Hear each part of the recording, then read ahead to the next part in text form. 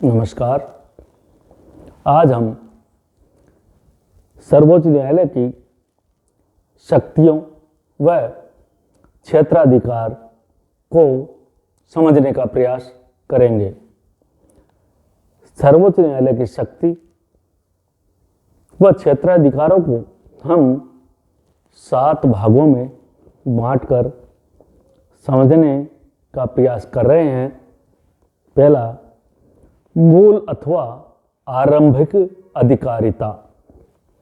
भारतीय संविधान के अनुच्छेद 131 में उल्लेख किया गया है कि भारत सरकार व राज्य सरकार के बीच विवाद 2 या 2 से अधिक राज्यों व केंद्र सरकार के बीच विवाद होने की स्थिति में ये विवाद केवल सर्वोच्च न्यायालय में ही दाखिल किए जा सकते हैं, अन्य न्यायालयों में नहीं। संविधान के अनुच्छेद 71 के अंतर्गत राष्ट्रपति व उपराष्ट्रपति के चुनाव से संबंधित विवाद को भी सर्वोच्च न्यायालय में ही सुलझाया जा सकता है, परंतु इस विवाद को मूल अधिकारिता की श्रेणी में नहीं रखा गया है। दूसरा, रिट अधिकारिता। भारतीय संविधान के अनुच्छेद 32 के अंतर्गत भारतीय नागरिकों को प्राप्त मौलिक अधिकारों की रक्षा का दायित्व सर्वोच्च न्यायालय को ही प्राप्त है, तो वह नागरिकों के अधिकारों की रक्षा के लिए बंदी प्रत्यक्षीकरण, परमादेश, अधिकार परीक्षा, प्रतिषेध व उत्प्रेषण के आधार पर नागरिकों के मौलिक अधिकारों पर रिट जारी कर सकते हैं। संविधान के अनुच्छेद 139 के तहत संसद कानून बनाकर मौलिक अधिकारों के अलावा अन्य मामलों में रिट जारी करने की शक्ति सर्वोच्च न्यायालय को प्रदान कर सकती है। तीसरा, अपीलीय अधिकारिता। भारतीय संविधान के अनुच्छेद 132 के अंतर्गत दीवानी, दांडिक व संविधान की व्याख्या से संबंधित मामले केवल सर्वोच्च न्यायालय में ही अपील की जा सकती है। चौथा है सलाहकारी अधिकारिता का शक्ति।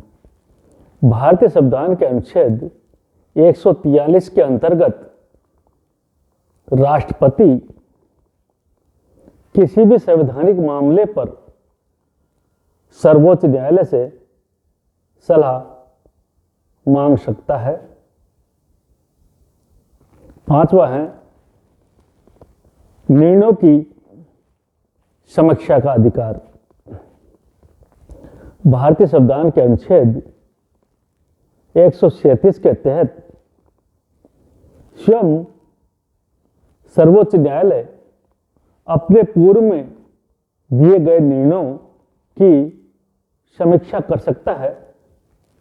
जैसे 1960 में बेरुवाली मामले में सर्वोच्च न्यायालय ने संविधान की प्रस्तावना को संविधान का भाग नहीं माना था, परंतु 13 साल बाद 1973 में केशवानंद भारती मामले में सर्वोच्च न्यायालय ने अपने द्वारा पूर्व में दिए गए निर्णय को बदलते हुए प्रस्तावना को भारतीय संविधान का भाग माना गया।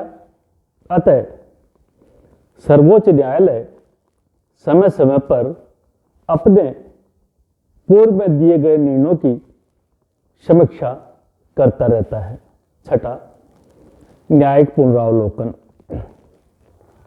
भारतीय संविधान के अनुच्छेद 13 में लिखा गया है कि कोई भी विधि जो संसद द्वारा निर्मित हो तथा वह संविधान का उल्लंघन कर रही है तो सर्वोच्च न्यायालय उसे शून्य घोषित कर सकता है, वह करता है। सातवां, अभिलेख न्यायालय के रूप में संविधान के अनुच्छेद 129 में घोषणा की गई है कि भारत का सर्वोच्च न्यायालय अभिलेख न्यायालय भी होगा। उसको अपने निर्णयों को नहीं मानने वाले को दंड देने का अधिकार होगा, अर्थात सर्वोच्च न्यायालय के सभी फैसले सुरक्षित रखे जाएंगे ताकि सभी अधीनस्थ न्यायालय उन्हें पूर्व उदाहरण के लिए प्रस्तुत कर सके। अगर कोई भी अन्य न्यायालय उक्त निर्णयों का उल्लंघन करता है तो उसे दंड दिया जाएगा। इसमें चाहे न्यायाधीश ही क्यों न हो, और ऐसा एक बार 2017 में हो चुका है। कलकत्ता उच्च न्यायालय के न्यायाधीश CS कर्णन को सर्वोच्च न्यायालय के अभिलेखों का उल्लंघन करने पर ही सजा हुई थी। अनुच्छेद 138 में यह प्रावधान है कि संसद चाहे तो कानून बनाकर सर्वोच्च न्यायालय की शक्तियों में वृद्धि कर सकती है। अनुच्छेद 145 में कहा गया है कि सर्वोच्च न्यायालय अपने नियम, विनियम तथा अपनी कार्य प्रक्रिया का निर्धारण स्वयं करेगा। इसी अनुच्छेद के तहत संविधान की व्याख्या से संबंधित मामलों में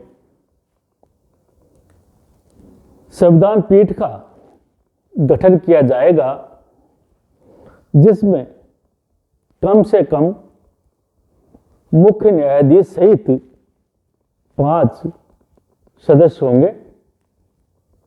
संविधान पीठ की अध्यक्षता सर्वोच्च न्यायालय का मुख्य न्यायाधीश करते हैं।